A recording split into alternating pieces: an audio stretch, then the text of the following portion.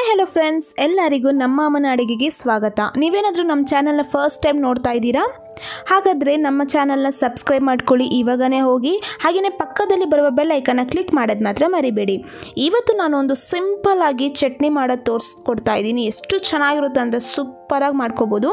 ಇಡ್ಲಿಗೆ ದೋಸೆಗಂತೂ perfect combination ಈ ಚಟ್ನಿ. ಬನ್ನಿ ಮಾಡೋದು ಹೇಗೆ ಅಂತ ನೋಡೋಣ. ಅದಕ್ಕಿಂತ ಮುಂಚೆ ಇಂಗ್ರೀಡಿಯೆಂಟ್ಸ್: ಒಂದು ಈರುಳ್ಳಿನ ನಾನು ಈ ಥರ ಮೀಡಿಯಮ್ ಸೈಜಲ್ಲಿ ಕಟ್ ಮಾಡಿ ಇಟ್ಕೊಂಡಿದ್ದೀನಿ. ಒಂದು ಟೊಮೆಟೊನ ಮೀಡಿಯಮ್ ಸೈಜಲ್ಲಿ ಕಟ್ ಮಾಡಿ ಇಟ್ಕೊಂಡಿದ್ದೀನಿ. 7 ಒಣಮೆಣಸಿನ್ಕಾಯಿ, 1 ಟೇಬಲ್ ಸ್ಪೂನ್ ಕರಿಬೇವು, 2 ಟೇಬಲ್ ಸ್ಪೂನ್ ಆಗೋಷ್ಟು ಕಡಲೆ ಬೀಜನ ಹುರಿದು ಈ ಥರ ಸಿಪ್ಪೆ ತೆಗೆದಿಟ್ಕೊಂಡಿದ್ದೀನಿ. 1 ಟೇಬಲ್ ಸ್ಪೂನ್ ಉದ್ದಿನಬೇಳೆ, 2 ಟೇಬಲ್ ಸ್ಪೂನ್ ಕಡಲೆಬೇಳೆ, ಚಿಕ್ಕದು ಗೋಲಿ ಗಾತ್ರದಷ್ಟು ಹುಣಸೆಹಣ್ಣು, ರುಚಿಗೆ ತಕ್ಕಷ್ಟು ಉಪ್ಪು, ಅರ್ಧ ಟೀ ಸ್ಪೂನ್ ಆಗೋಷ್ಟು ಸಾಸಿವೆ, ಒಂದು 2 ರಿಂದ 3 ಟೇಬಲ್ ಸ್ಪೂನ್ ಆಗೋಷ್ಟು ಎಣ್ಣೆ. ಇಷ್ಟೇ ಫ್ರೆಂಡ್ಸ್ ಇಂಗ್ರೀಡಿಯೆಂಟ್ಸ್. ಮಾಡೋದು ಹೇಗೆ ಅಂತ ನೋಡ್ಕೊಂಬರೋಣ. ಮೊದಲು ಸ್ಟವ್ ಹಚ್ಚಿ ಈ ಥರ ಒಂದು ಪ್ಯಾನನ್ನು ಇಟ್ಕೊಂಡಿದ್ದೀನಿ. ಇವಾಗ ನಾನು ಮೊದಲು ಇಲ್ಲಿ 1-2 ಟೇಬಲ್ ಸ್ಪೂನ್ ಆಗೋಷ್ಟು ಎಣ್ಣೆನ ಹಾಕ್ಕೊಂಡಿದ್ದೀನಿ. ಮೊದಲು ಕಡಲೆಬೇಳೆನ ಹಾಕ್ಕೊಂಡು ಚೆನ್ನಾಗಿ ಫ್ರೈ ಮಾಡ್ಕೊಳ್ಳೋಣ. ಲೈಟಾಗಿ ಗೋಲ್ಡನ್ ಬ್ರೌನ್ ಬಂದರೆ ಸಾಕಾಗುತ್ತೆ. ಲೈಟಾಗಿ ಫ್ರೈ ಮಾಡ್ಕೊಳ್ಳಿ. ಈ ಚಟ್ನಿ ಬಂದು ತುಂಬಾ ಚೆನ್ನಾಗಿರುತ್ತೆ. ಟೇಸ್ಟ್ ವೈಸ್ ಮಾತ್ರ ಹೇಳೋದೇ ಬೇಡ, ಅಷ್ಟು ಸಖತ್ತಾಗಿರುತ್ತೆ ಫ್ರೆಂಡ್ಸ್. ಖಂಡಿತವಾಗ್ಲೂ ಈ ಚಟ್ನಿನ ನೀವು ಮನೇಲಿ ಒಂದ್ಸತಿ ಟ್ರೈ ಮಾಡಲೇಬೇಕು. ಇವಾಗ ನಾನು ಕಡಲೆ ಬೀಜನ ಮೊದಲೇ ಫ್ರೈ ಮಾಡಿ ಸಿಪ್ಪೆಲ್ಲ ತೆಗೆದಿಟ್ಕೊಂಡಿದ್ದೆ. ಇದನ್ನು ಸಹ ಹಾಕ್ಕೊಂಡು ಲೈಟಾಗಿ ಫ್ರೈ ಮಾಡಿಕೊಂಡ್ರೆ ಸಾಕಾಗುತ್ತೆ. ಯಾಕಂದರೆ ಮೊದಲೇ ನಾವು ಫ್ರೈ ಮಾಡಿರ್ತೀರಿ.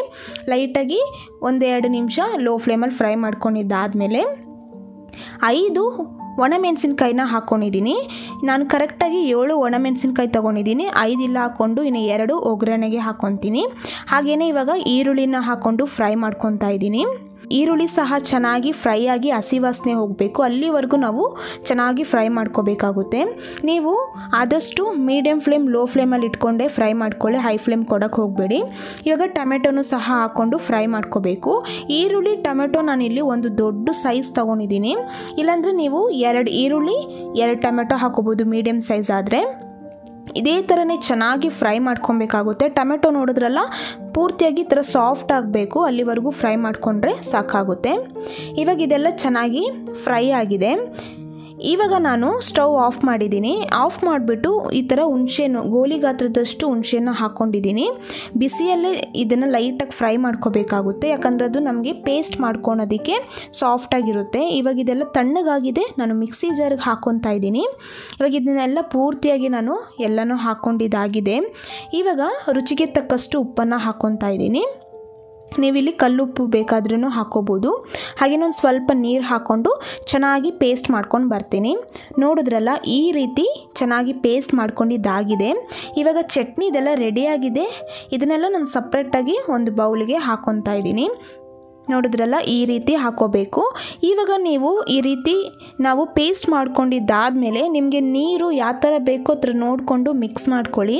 ಇವಾಗ ನೋಡಿದ್ರಲ್ಲ ಮಿಕ್ಸಿ ಜಾರಿಗೆ ನಾನು ಒಂದು ಸ್ವಲ್ಪ ನೀರು ಹಾಕ್ಕೊಂಡು ಅದನ್ನು ಹಾಕ್ಕೊಂಡು ಚೆನ್ನಾಗಿ ಮಿಕ್ಸ್ ಮಾಡ್ಕೊತಾ ಇದ್ದೀನಿ. ನಿಮಗೆ ಕನ್ಸಿಸ್ಟೆನ್ಸಿ ಯಾವ ಥರ ಬೇಕೋ ಆ ಥರ ನೋಡಿಕೊಂಡು ಈ ಥರ ಮಿಕ್ಸ್ ಮಾಡ್ಕೋಬೋದು. ಇವಾಗ ಇದೆಲ್ಲ ಮಿಕ್ಸ್ ಮಾಡ್ಕೊಂಡಿದ್ದಾಗಿದೆ. ನೋಡಿದ್ರಲ್ಲ ಯಾವ ರೀತಿ ಇದೆ ಕನ್ಸಿಸ್ಟೆನ್ಸಿ ಅಂತ. ಇದು ಪರ್ಫೆಕ್ಟಾಗಿರುತ್ತೆ ಇಡ್ಲಿಗೆ ದೋಸೆಗೆ ಎಲ್ಲ. ಇವಾಗ ಸ್ಟವ್ ಹಚ್ಚಿ ನಾನೊಂದು ಚಿಕ್ಕ ಕಡಾಯನ್ನು ಇಟ್ಕೊತಾ ಇದ್ದೀನಿ. ಇವಾಗ ಇದಕ್ಕೆ ನಾನು ಎಣ್ಣೆನ ಹಾಕ್ಕೊತಾ ಇದ್ದೀನಿ. ನೋಡಿದ್ರಲ್ಲ ಎಣ್ಣೆ 1 ಟೇಬಲ್ ಸ್ಪೂನ್ ಹಾಕ್ಕೊಂಡಿರ್ತೀನಿ ಅಷ್ಟೇ. ಹಾಗೆಯೇ ಇವಾಗ ಸಾಸಿವೆನ ಹಾಕ್ಕೊತಾ ಇದ್ದೀನಿ.